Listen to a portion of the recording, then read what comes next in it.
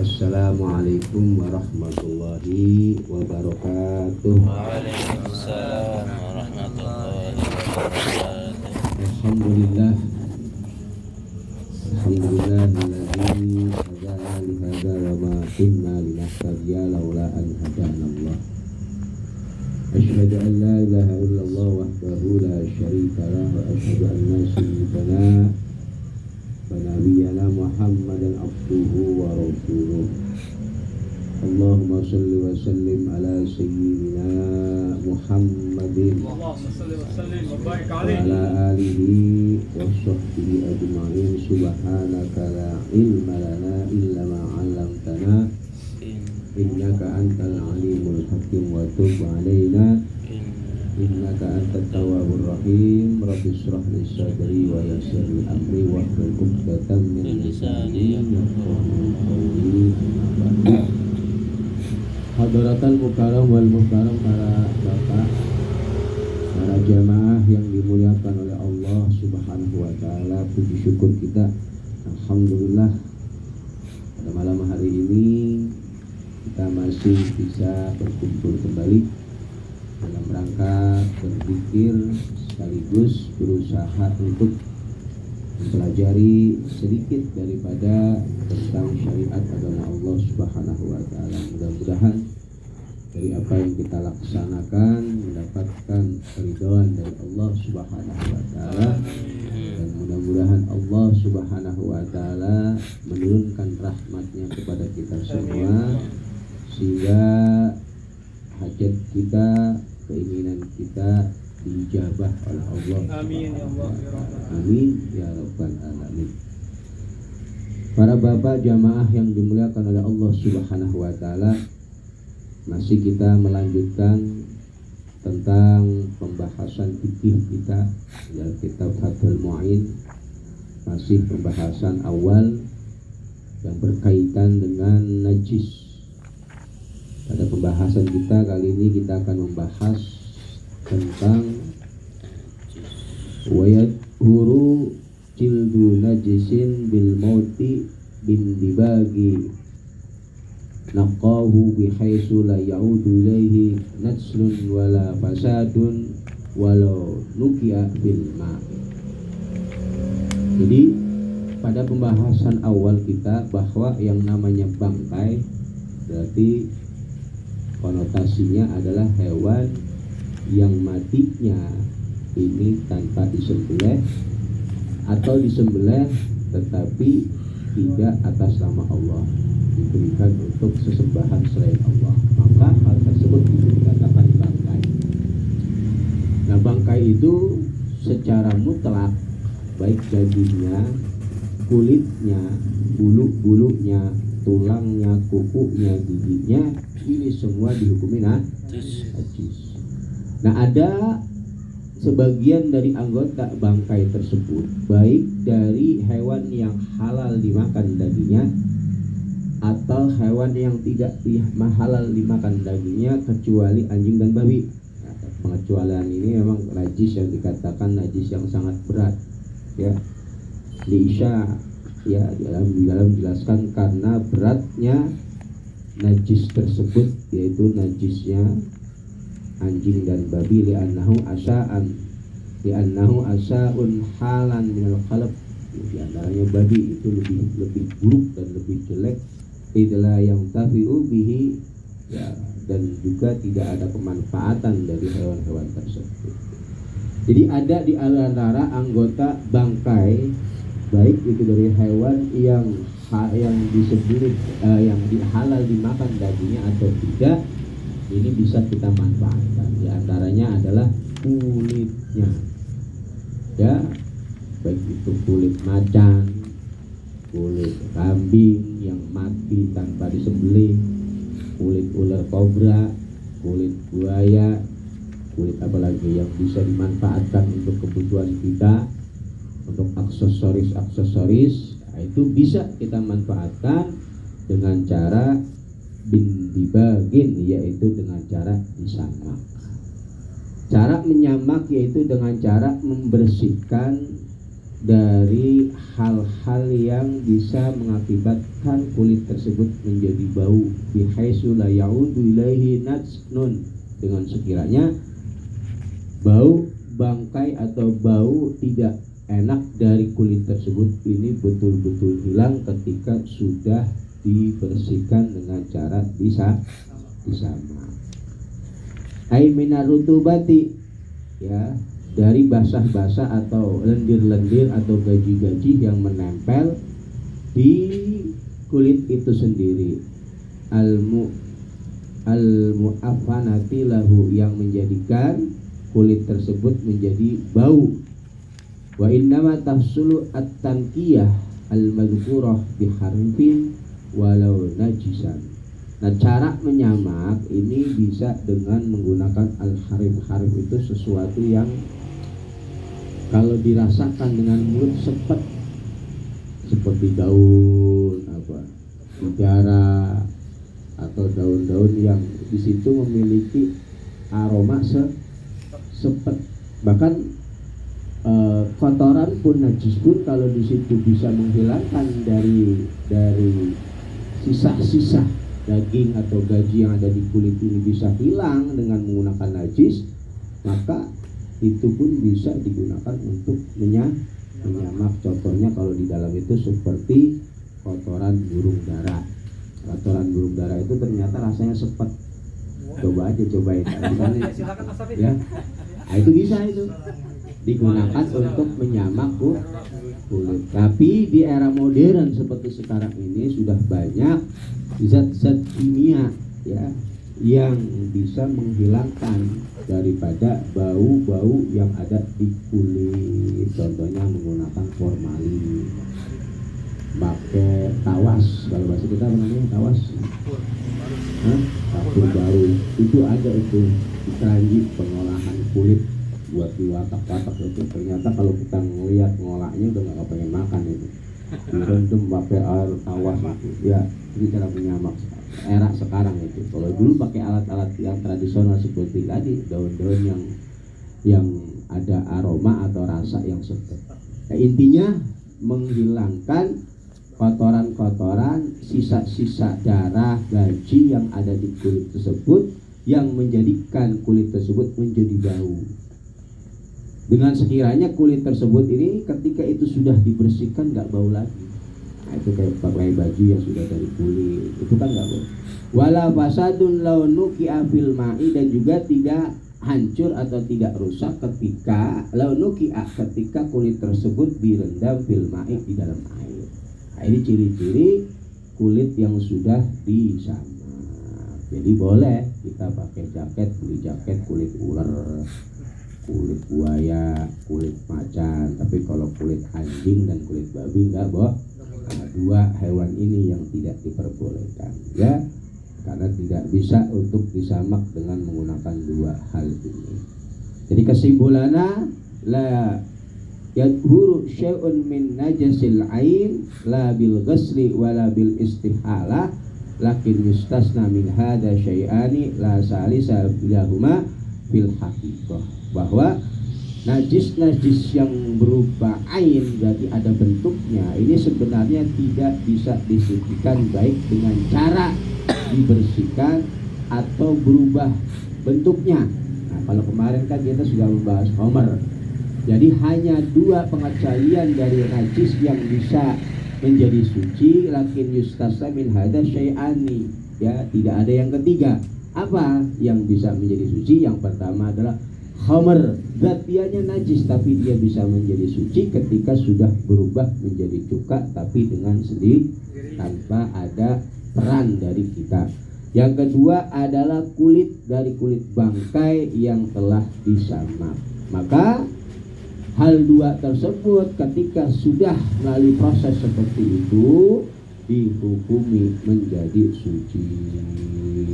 Linnasi alaihima wali umumil ihtiyaji bal iftirari ilaihi. Karena yang pertama berdasarkan dalil nas tentang kehalalan khamr ketika sudah menjadi cuka dan diperbolehkannya menyamak daripada kulit bangkai. Paham ya? Nah, ini Kemudian wakakalbin wa khinzirin. Nah di sini atapnya kepada lafaz sebelumnya jauh di belakang. Ya ini contoh dari hal-hal yang dikatakan najis. Di awal dikatakan wakamayitatin, wakamuskirin, wakakalbin. Dan juga contoh daripada barang najis adalah anjing, wa khinzirin, dan babi. Wa furu'ikullin, dan juga keturunan dari anjing dan babi minhuma, baik itu silang antara anjing dengan babi atau babi dengan babi atau anjing dengan anjing. Pokoknya keturunan dari dua jenis hewan ini dihukumi najis atau yang kita kenal dengan najis mughalladh ma'al akhari au ma'a ghairihi, atau dengan hewan lainnya. Babi sama sapi dikawin silang jadi berbentuk sapi, maka sapi yang dihasilkan dari babi, baik yang perempuan betinanya ini dari babi atau yang jantannya ini dari babi, kalau itu ada campur tangan dari babi atau anjing, maka hewan yang dihasilkan tersebut walaupun bentuknya sapi misalkan, walaupun bentuknya kambing, hewan tersebut dihukumi tetap najis mughalladh, hukumnya sama dengan anjing dan babi. Ya, ini au ma'a ghairihi, atau bersamaan dengan hewan lainnya. Itu kalau kita lihat di YouTube, tinggal buka aja silangan antara sapi dengan babi, gede banget ini. Gemuknya itu ya, ngeri lihatnya juga ya, ngeliatnya ngeri. Itu luar biasa. Itu makanya hati-hati kalau orang-orang dulu itu emang waroknya luar biasa ya, ihtiyatnya luar biasa. Mereka jarang yang namanya makan dari hewan-hewan atau daging-daging yang mereka sendiri tidak melihat memotongnya. Contoh ayam itu, kalau orang-orang warok itu nggak mau makan ayam di warteg, beli di pasar ya, apalagi dapat dari besek berkat, nggak mau makan ayam ya. Ihtiyat mereka ya, karena bukan nggak halal secara fikih ya, karena kita nggak perlu meneliti bagaimana dia memotongnya dan sebagainya, nggak perlu. Atau ini ayam tiren atau tidak, nggak perlu.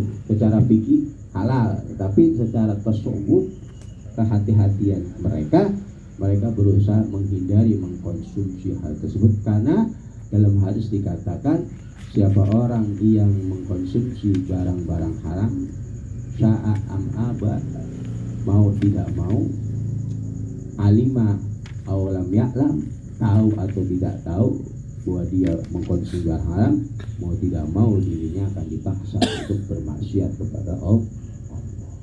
Ngerinya begitu. Tahu nggak tahu kita makan ini halal, nggak tahu itu ternyata barang tersebut barang najis, tetap ada pengaruh untuk jiwa kita, diri kita. Allah paksa Anda untuk bermaksiat kepada Allah. Makanya ulama-ulama dulu ini betul-betul menjaga asupan makanan yang masuk ke dalam perut mereka dalam rangka kehati-hatian. Kalau ditinjau secara fikih ya halal. Beli ayam di pasar yang udah digeletak-geletak banyak, tinggal dicacakin doang itu ya, tahlilan dapat besek ya, kan belinya pasti itu di pasar atau langsung pesen jadi, nggak tahu motongnya ya. Kita mah tinggal makan aja. Secara fikih halal Anda makan itu. Tapi kalau secara ulama-ulama tasawuf, mereka berusaha menghindar. Mereka tidak menghukumi haram, tapi kewaraan mereka takut-takut itu ada nilai keharamannya, sehingga akan mempengaruhi jiwa-jiwa mereka malas ibadah. Nah ini, maka kalau kita lagi malas ibadah, jangan-jangan ada yang salah dalam asupan yang masuk ke dalam perut kita. Ini paham ya. Tadi kemudian wadudu mayyitihima tahirun, dan sedangkan dud. Nah, dud ini kalau bahasa kita aja ya belatung ya.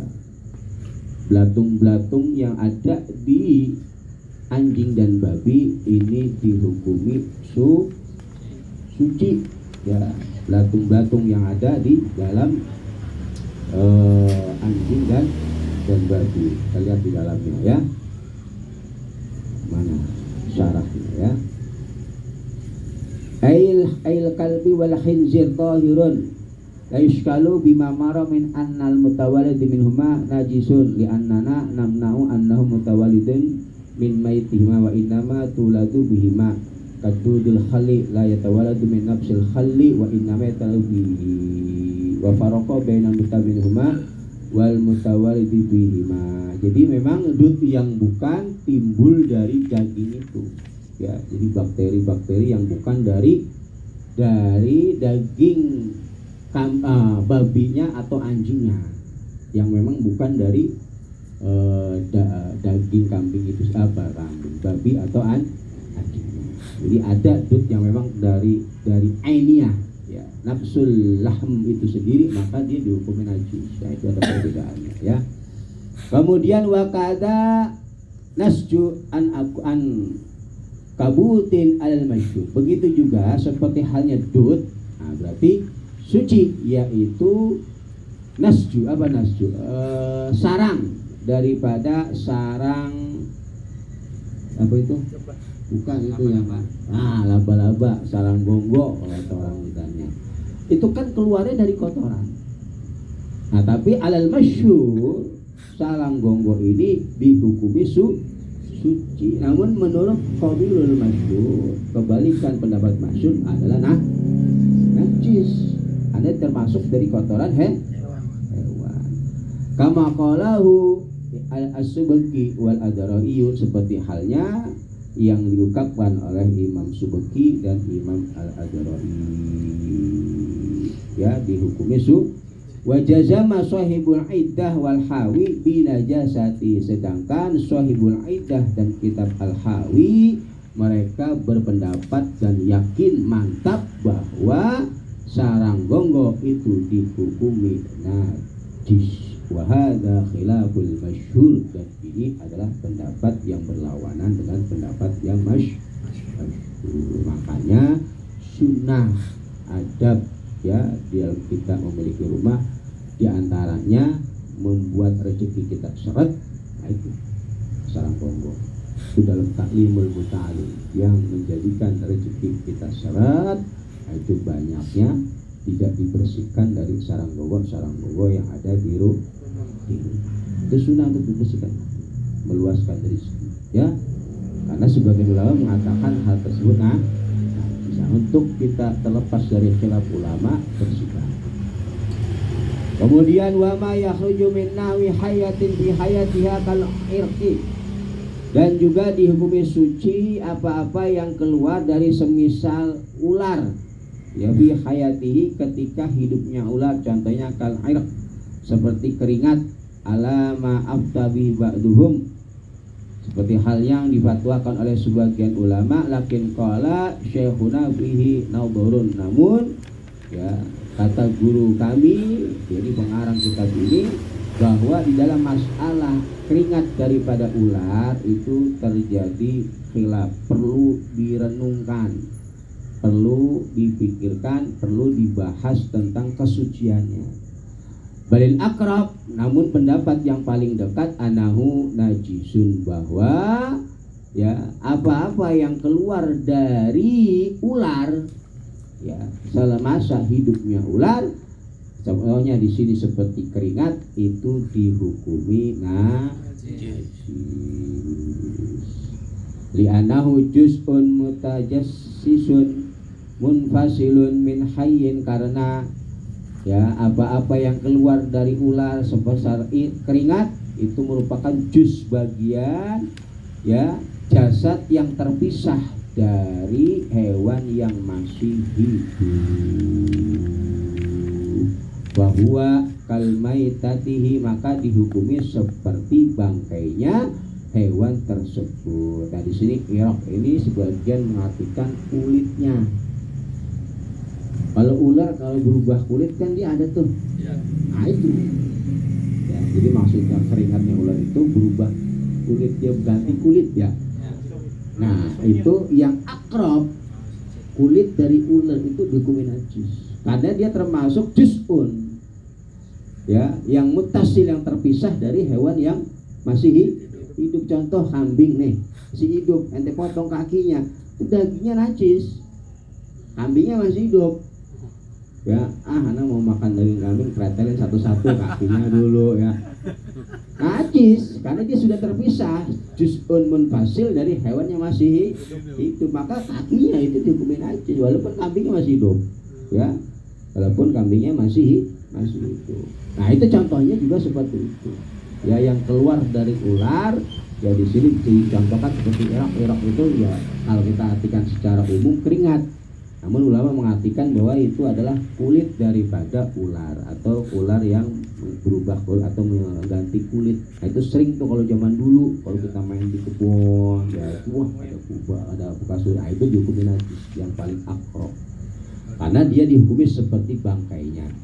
Waqala aidan law nazala kalbun al-khinzirun ala adamiyatun ala adamiyatin fawaladat adamiyan kana alwalad najisan.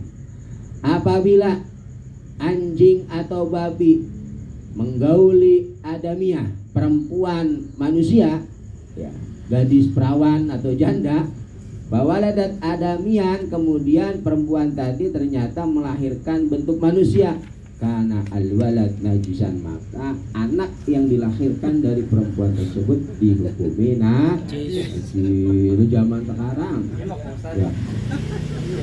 ya ama anjing ama babi toto hamil punya anak bapaknya anjing, maka anaknya dihukumi najis. Wa ma'dzalika ya karena adamian alwalad najisan wa huwa mukallafun bisolah wa ghairiha, maka orang anak tersebut yang dilahirkan kalau sudah dewasa dia tetap memiliki kewajiban untuk menjalani syariat agama Islam taklif.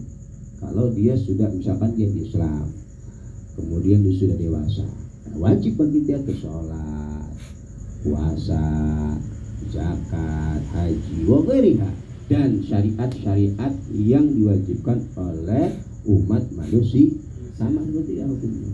Namun perbedaannya dirinya ini dihukumi najis. Wa tahirun innahu yu'fa amma yudarru ila mulabasatihi. Ya. Dan ya orang yang bersentuhan ini tetap dihukumi suci ketika bersentuhan dengan orang anak yang dilahirkan dari seorang perempuan yang digauli oleh anjing atau ya suci dan dihukumi yukfa atau dimaafkan. Karena apa? Ittirar, ya sulit untuk menghindar untuk tidak bersentuhan. Contohnya seperti ibunya, ayahnya, ya.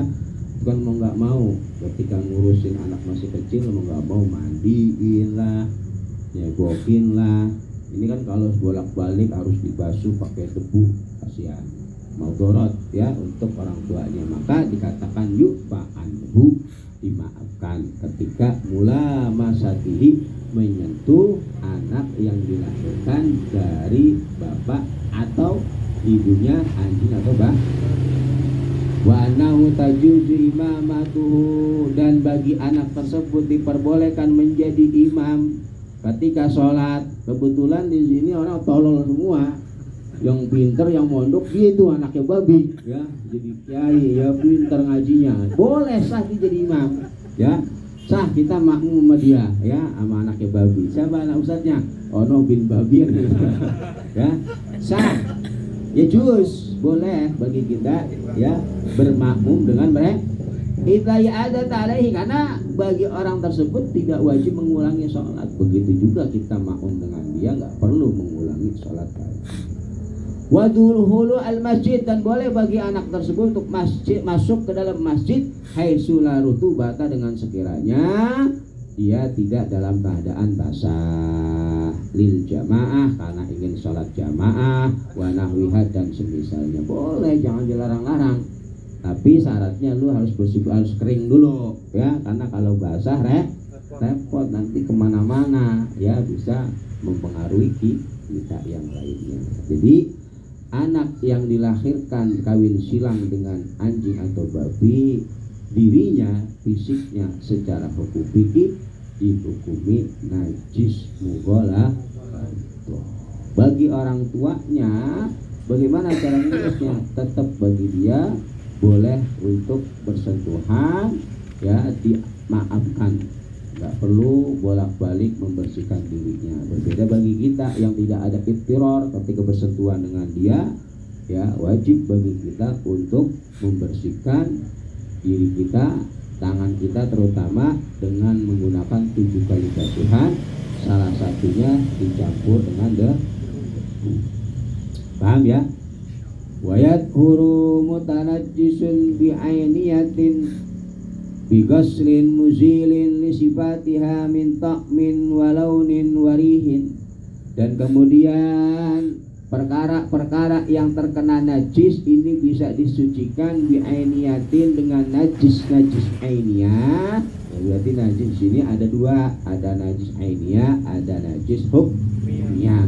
Najis ainiyah adalah najis yang memiliki bentuk, dalam artian kasat mata, seperti kotoran kita, itu kan ada wujudnya, ya. Nah, ini sesuatu yang terkena najis dan itu najisnya najis ainiyah, berarti barang yang terkena najis dan najis ainiyah ini bisa disucikan. Caranya bagaimana? Yaitu bighaslin muzilin lisifatiha, dengan cara membasuh yang sekiranya bisa menghilangkan dari sifat-sifat ainiyah najis itu sendiri. Sifat daripada najis itu ada 3, diantaranya rasanya, warnanya, dan baunya. Jadi caranya misalkan ada tai ayam di sini, ambil dulu tai ayamnya, baru disiram pakai air. Jangan ayam, ada tai ayam gabyuk ke sono, lah aja ke sono mana-mana. Ambil dulu, baru sisa hukmiyahnya tuh. Ainiyahnya udah diambil, sisa hukmiyahnya baru diguyur pakai air. Selesai. Ya, caranya. La yadurru baqa'u launin awrihin asra zawaluhu. Tidak mengapa ketika membersihkan najis ainiyah masih tersisa baqa dari warna atau baunya yang sulit untuk dihilangkan walau min mughaladhain, walaupun najis tersebut dari najis mughaladhah. Misalkan kita dijilat anjing, ya, kemudian kita bersihkan, ternyata launnya masih ada, warna-warna bekas jilatan anjing masih ada dan ini sulit dihilangkan, maka itu tidak mengapa, ya, dimakruh. Atau baunya masih ada, dijilat anjing, kemudian kita bersihin, maka air 7 kali basuhan dicampur debu masih bau juga, ya. Apalagi yang biasanya baunya lama itu kuat, bener nggak? Kalau yang bersih kuat itu kalau kita ngorek kuat itu pakai sabun, pakai apa juga aromanya masih sedap, ya, aromanya masih sedap. Itu nggak apa-apa, dimakruh, ya. Jadi ketika masih tersisa salah satu, ya, bukan 2 ini, salah satu masih tersisa warnanya, misalkan kotorannya udah hilang, ya, ada tinggal warnanya doang, sulit untuk dihilangkan, contoh darah di baju misalkan, itu yang sulit biasanya, ya. Nah, itu dimakruh. Atau baunya sulit untuk dihilangkan, itu juga dimakruh. Fa'in bagiya ma'an lam yadfu. Nah, kalau yang tersisa 2 dari sifat najis itu, maka dihukumi tidak suci. Minimal satu dari 2 jenis warna dan bau. Ya, tadi kan ada 3 tuh sifatnya najis. Apa saja? Rasa, warna, dan bau. Tapi kalau rasa, nah ini harus betul-betul hilang, tidak dimaafkan. Misalkan rasanya masih sepet ke tai kucing, ya, yang nempel kepada tangan kita, masih sepet aja, tetap harus dihilangkan. Jadi yang dimaafkan itu cuma 2, warna dan bau. Tapi kalau rasa, nah itu tidak dimaafkan. Pahami, ya? Wa mutanajjisun bi hukmiyatin kabaulin jaffa lam yudrik bihi sifatun. Caranya bijariyil ma'i alaihi marratan. Kemudian cara mensucikan dari najis hukmiyah. Nah, jadi najis hukmiyah ini adalah najis yang tidak memiliki bentuk. Contohnya kabaulin jaffa, seperti air kencing yang sudah kering, lam yudrok lahu sifatun, yang tidak didapati satu sifat dari sifat-sifat najis. Warnanya udah nggak ada, baunya juga sudah tidak ada, kemudian rasanya dijilat juga sudah tidak ada. Maka cukup cara membersihkannya bijar yilma alaihi marrotan, dengan sekali kita menyiramkan air ke najis hukmiyah tersebut, ya. Jadi cara membersihkan kotoran itu tadi, ambil dulu hukmiyahnya, maka tinggal tersisa hukmiyahnya, tinggal hukmiyahnya baru disiram pakai air. Fa'in kana habban aw lahman tubiha binajisin, walaupun adanya mutanajis itu berupa biji atau daging yang sudah dimasak dinajisin dengan barang najis, itu juga bisa dibersihkan seperti tadi, selama biji tersebut atau daging tersebut belum hancur lebur menyatu dengan najisnya, ya. Daging atau biji direbus pakai darah, ya, pakai barang najis, tapi bijinya belum hancur, itu bisa Anda sucikan. Anda ambil bijinya, suci dengan bersih dari sifat-sifat najis itu tidak ada, itu bisa dikonsumsi. Begitu juga daging, karena daging yang enak itu biasanya direbus pakai darahnya itu menempel di daging itu, terutama daging babi itu darahnya katanya nggak ada darah, makanya babi itu nggak disembelih. Ya, daging yang nggak disembelih, darahnya itu katanya top enaknya luar biasa. Makanya babi itu kan caranya dipukul mati langsung ditusuk, terus darahnya sudah membeku. Nah itu katanya paling enak. Nah itu daging-daging yang di sini goyah, ya, goyah itu walaupun biji-bijian atau daging yang tubiha itu direbus binajasin dengan najis. Berarti kalau direbus dengan najis ya semacam darah atau dicampur najis, itu bisa disucikan. Biji beras belum menjadi nasi, kalau jadi nasi udah hancur berarti. Daging juga masih utuh, belum jadi belum hancur, itu masih bisa disucikan, ya. Yaitu caranya tadi dengan cara dihilangkan salah sifat-sifat dari najis yang menempel padanya. Au sauban subiho binajisin, atau pakaian yang dicelup dengan najis, ya fayadhuru badinuha bisabbil ma'i ala dhahiriha, maka cara mensucikannya cukup membersihkan daripada dohirnya dengan cara menyiram dohirnya. Jadi membersihkan batinnya, yadhuru batinuha bisabbil ma' ala dhahiriha, cara membersihkan batinnya cukup dengan menyiram dohirnya, berarti luarnya. Ya, daging kan pasti nyerap, betul nggak? Nah, itu caranya udah tinggal bersihin luarnya aja, ya, paham ya?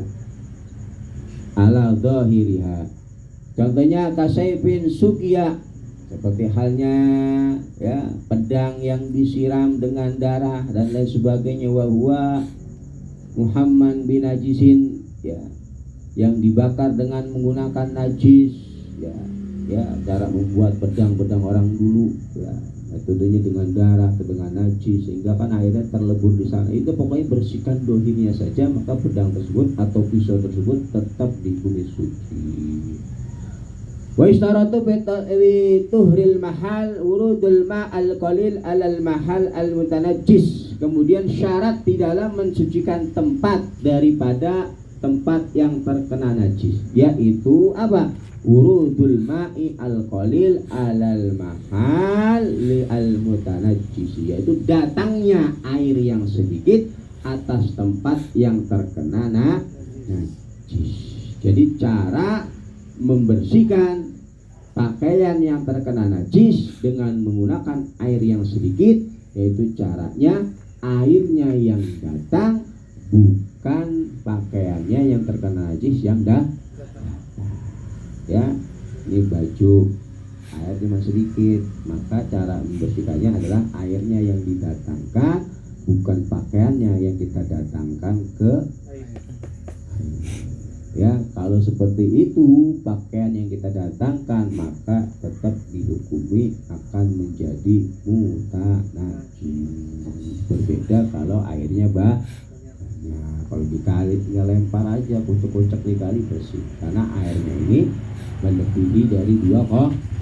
Ini ya cara mensucikan tempat yang terkena najis, yaitu wurudul ma'il qalil, datangnya air yang sedikit alal mahal al mutanajis, pada tempat yang terkena najis. Fa in warada mutanajis ala ma'i qalilin la kasirin tanajjasa. Kalau barang yang terkena najisnya itu yang datang kepada airnya dan airnya itu sedikit, maka tanajjasa, pakaian tersebut akan menajiskan pada air tersebut, maka secara otomatis pakaiannya tidak menjadi suci. Bisyarti alla yakuna jirmun najasah mawjudan fi nahwis sawb, dengan syarat di dalam pakaian yang terkena najis ini tidak ada jirimnya, tidak ada bentuk najisnya.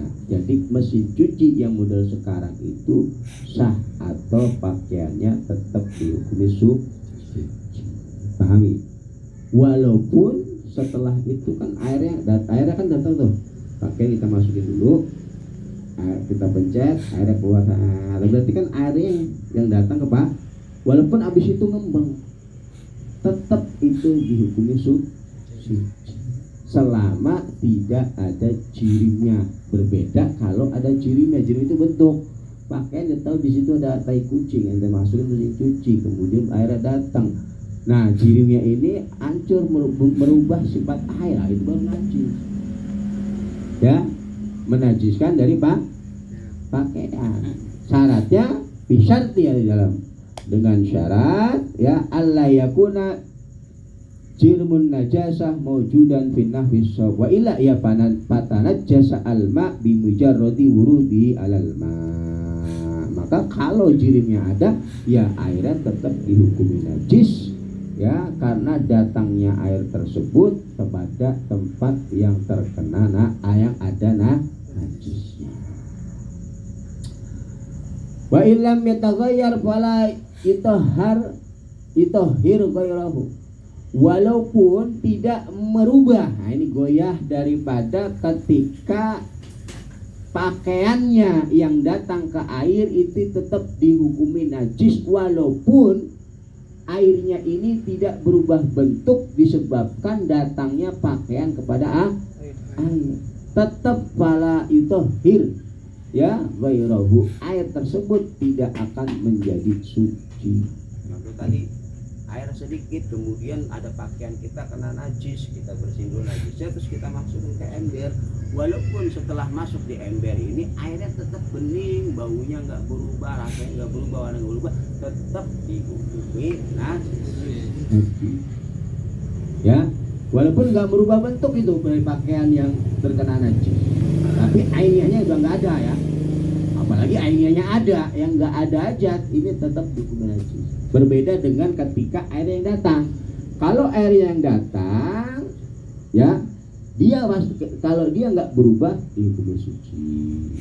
Berubah karena ada ainiyahnya pasti ya. Wa faraqa al-warid ghairahu bi quwwatihi liqauni amilan ya. Yang menjadi pembeda antara air yang datang dan bukan karena kekuatan daripada air yang datang itu sendiri secara syar'i, liqaunihi amilan, karena air yang datang itu adalah air yang amil, yang bekerja ya, secara otomatis dia yang bekerja, dia mengalirkan kepada pakaian, bukan pakaiannya ini yang bekerja gitu. Kemudian walau tanajjasa famu kafa akhdul ma biyadihi ilaihi, apabila mulut seseorang terkena najis, maka cukup bagi dia mengambil air dengan tangannya kemudian dibersihkan kepada mulutnya.